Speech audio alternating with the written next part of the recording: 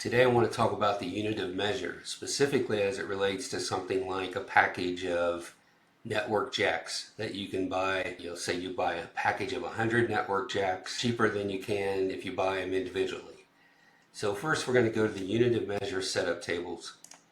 Go to the setup tables and then go to the unit of measure, UOM. And you'll see in here that I've created two units of measure that don't come standard with the system. The first one is just the jack itself.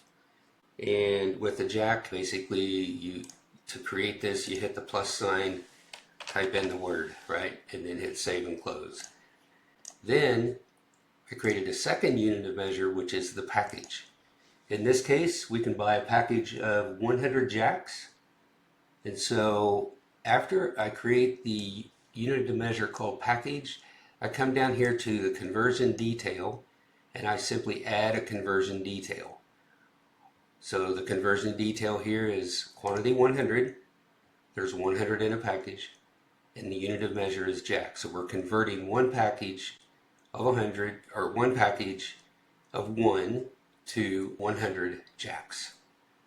So 100 jacks equals one package. Pretty straightforward there in this part of the setup.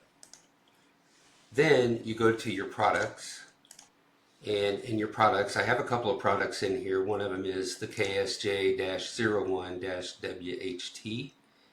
And the key here in this product is that you want the product class obviously to be inventory.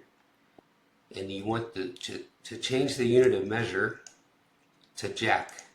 So if it's set on each or hour or whatever, change it to jack. This is the new unit of measure that you just created.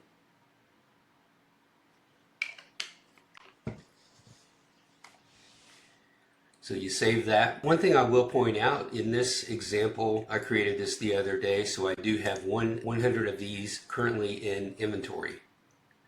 So again, I created the product and I currently have 100 in inventory. So now I've created the product, I've created the unit of measure conversion detail. Next I just want to go to a purchase order and order some of these products. Keep in mind there are a lot of ways that product demand can be created in ConnectWise, and I'm just going to do a simple purchase order. Throw in my vendor here, or my distributor, and then I go to the products tab and I'm going to add that product, this guy right here, KSJ01. And the key in the ordering is you're going to buy it by the package and sell it by the jack. Okay? So drop it down and buy it by the package. So I have a package of jacks and I'm going to hit save. Now your receiving process is probably going, a little bit more lengthy than this, but in this case I'm just going to hit receive on the purchase order.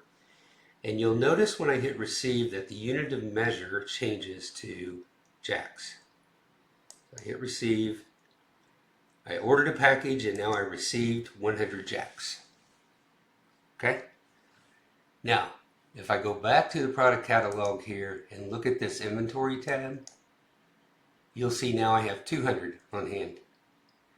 So what happened there is we ordered a package, and when we hit receive, it received individual jacks, 100 jacks. So now we have 200 on hand and we're good to go. That unit of measure conversion worked to give us 100 pieces when we bought a package. Now the challenge here is that the package usually has a different product ID than the individual jacks, and the only answer to that is to keep your product ID the same for those individual jacks and then maybe reference different products in the internal notes to show you what the package cost would be. So you may have different product IDs for a package of 100 or a package of 500 or whatever. But the key to making the unit of measure conversion work correctly is that it has to be the same product ID as the individual items that you're selling. I hope this helps.